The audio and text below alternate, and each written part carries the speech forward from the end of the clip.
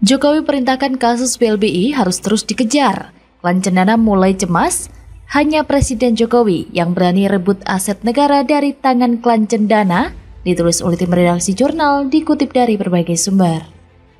Kepada seluruh Kapolda, jajaran Polda, kepada seluruh Kapolres, jajaran Polres, Polsek semuanya, kejar mereka, tangkap mereka, hajar mereka, hantam mereka.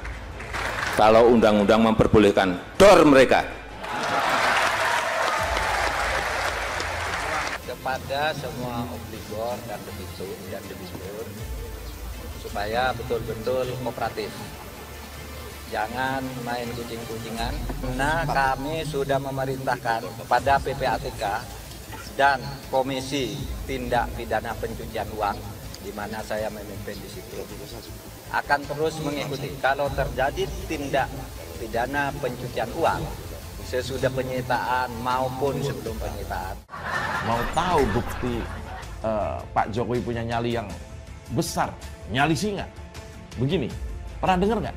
Di masa lalu pemerintah berani nagih ke Cendana. Pernah dengar? Saya sih nggak pernah. Tapi lihat di masa Pak Jokowi, Cendana babak belur di Uber, suruh bayar utang yang mereka kemplang sejak dulu.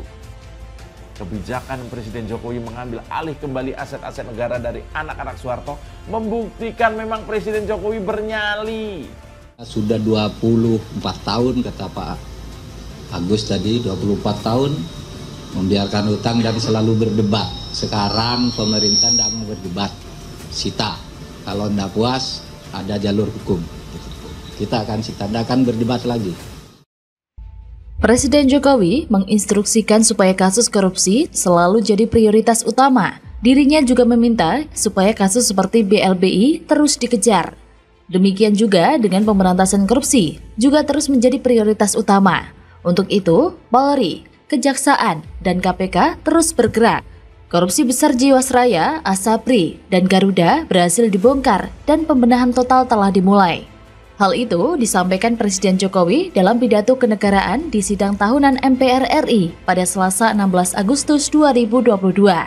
Dalam narasi pidatonya, Presiden Jokowi menegaskan bahwa penyelamatan aset negara yang tertunda seperti kasus BLBI harus terus dikejar dan kini sudah menunjukkan hasil.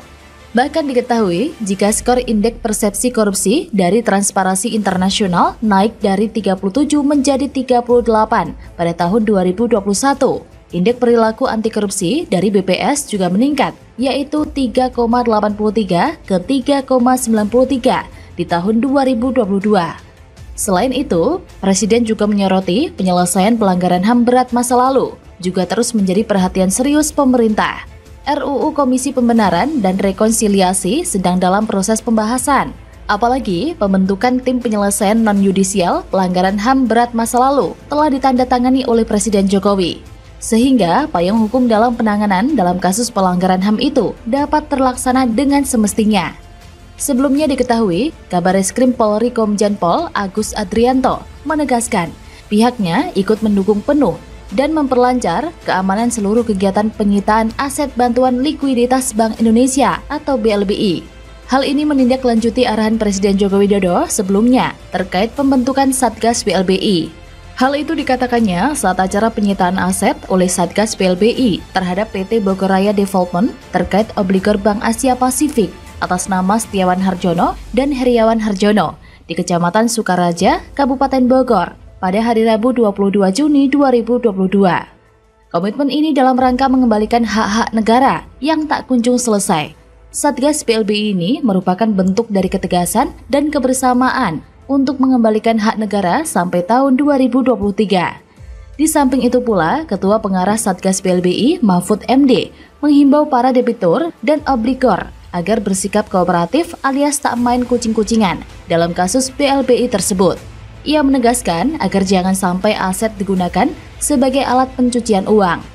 Sebab, sambung Mahfud, pihaknya telah berkoordinasi dengan Pusat Pelaporan dan Analisis Transaksi Keuangan atau PPATK guna melacak jika ditemukan indikasi pencucian uang. Bahkan, Menko Polhukam itu memastikan bila terjadi tindak pidana pencucian uang atau TPPU, baik itu sesudah penyitaan maupun sebelum penyitaan aset, maka pihaknya tak segan-segan memberikan hukuman. Cadas benar sikap tegas Presiden Jokowi melihat banyaknya ketimpangan yang dilakukan klan cendana di tengah masyarakat sedang sengsara. Tak hanya membuatnya geram untuk mengambil kembali uang rakyat yang mengendap di rekening mereka. Sudah jelas terbukti bahwa Presiden Jokowi berkuasa.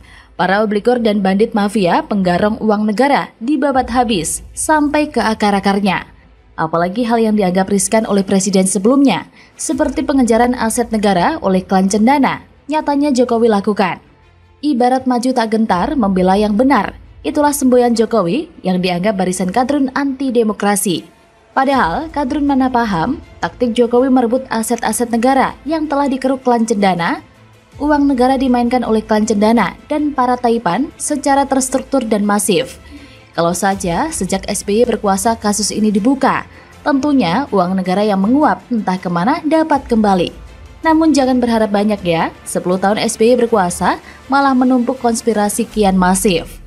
Untuk menyelesaikan kasus Bank Senturi saja terbengkalai, apalagi mengurus kasus BLBI. Jadi dalam hal ini SBY tak berani mengangkat kasus BLBI ini ke permukaan. Lain halnya dengan Jokowi. Walaupun telat membuka kasus BLBI, setidaknya pemerintah Jokowi sudah berupaya keras untuk mengembalikan semua utang negara dari pelaku yang mengemplang dana BLBI, terutama utang-utang dari klan cendana. Bagaimana menurut Anda? Kicop, SBY nggak ikut acara sidang tahunan MPR dan upacara di istana. Netizen nggak sanggup lihat Jokowi sukses ya Pak? Kok malah kabur ke Malaysia? Ditulis oleh tim redaksi jurnal, dikutip dari berbagai sumber. Presiden ke-6 RI Susilo Bambang Yudhoyono atau SBY dipastikan tidak menghadiri pidato presiden di acara sidang tahunan MPR RI dan upacara di Istana Negara, serta sidang bersama DPR RI dan DPD RI bulan Agustus di tahun 2022 ini. Terkait lawatan SBY ke negeri jiran tersebut, nyatanya justru memicu sindiran telak dari warganet Indonesia. Salah satu netizen pengguna akun Twitter @alextam878 ikut memberikan komentar nyelekit terkait rencana Presiden ke-6 Susilo Bambang Yudhoyono atau SBY yang akan berkunjung ke Malaysia pada tanggal 14 sampai 18 Agustus mendatang.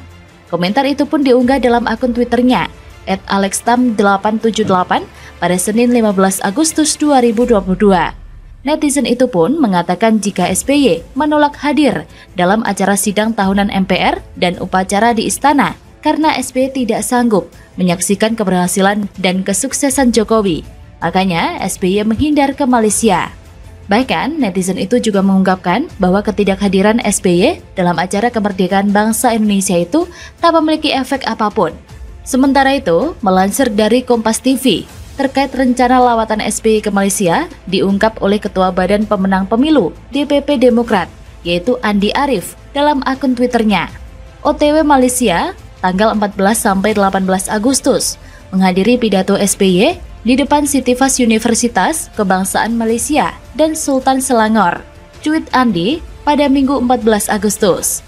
Andi juga melaporkan Presiden RI periode 2004 sampai 2009 dan 2009 sampai 2014 itu akan mengikuti upacara 17 Agustus di KBRI, Malaysia. Selain itu, agenda lain SBY di Malaysia adalah mendampingi klub voli besutannya, yaitu Bagor Lavani, yang bakal melakukan uji tanding kontra tim negeri jiran. Kendati SBY tidak hadir di Gedung Nusantara MPR, DPR, DPD RI, Senayan, Jakarta. Putranya Agus Harimurti Yudhoyono selaku Ketua Umum Partai Demokrat terpantau menghadiri acara itu. Berdasarkan jadwal yang tertera di laman resmi DPR RI, Presiden Jokowi hari ini akan menyampaikan pidato dalam rangka menyampaikan laporan kinerja lembaga-lembaga negara dan pidato Hari Ulang Tahun atau HUT ke-77 Kemerdekaan RI. Setelahnya, Jokowi juga akan berpidato dalam rapat paripurna pembukaan masa persidangan 1 DPR RI tahun sidang 2022 sampai 2023 mulai pukul 13.30 WIB. Dalam kesempatan itu, Jokowi menyampaikan pengantar atau keterangan pemerintah atas rancangan undang-undang atau RUU tentang anggaran pendapatan dan belanja negara atau APBN tahun anggaran 2023 beserta nota keuangannya. Nah lo, ketebak deh, mentalitas SBY makin ciut ketika bersandingan dengan Presiden Jokowi. Mungkin nih, setelah sekian banyaknya kasus mega korupsi kolega dan jajarannya dibongkar habis oleh Presiden Jokowi, lantas membuat Pepo makin prihatin dan kabur ke negeri sebelah. Jokowi selama 8 tahun terakhir sebagai pemimpin puncak pemerintahan, ternyata tidak terus-menerus membangun branding, seolah dialah sosok sempurna bagi bangsa ini.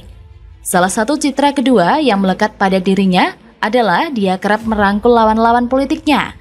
Namun di sisi lain dia kerap menghantam lawan politiknya yang penuh pertimbangan matang, senyap, akurat, dan sekali tembak mati sudah lawannya. Mungkin itu yang sudah dirasakan SBY ketika ia tidak mau menghadiri upacara di Istana Negara. Selain malu, SBY juga merasa takut dan takluk terhadap hantaman busur panah Jokowi yang selalu tepat sasaran membidik lawannya. Selama 8 tahun lamanya Jokowi menjabat, ia seakan tak pernah berhenti melucuti kebobrokan dinasti Cikeas. Pusingnya SBY menghadapi mantan anak buahnya yang menggelar KLB. Di tengah pusingnya dia menghadapi Muldoko, tapi tiba-tiba Presiden Jokowi dengan tenang mengatakan akan membangun kembali proyek Hambalang yang sudah lama mangkrak. Tentu hal itu membuat nurani SBY terhenyak dan lagi-lagi terkapar berkali-kali. Mungkin nih, larinya SBY ke Malaysia adalah tanda bahwa dia sudah kalah langkah dan malu menghadapinya. Ya semoga saja sifat playing victimnya gak makin akut deh. Wassalam.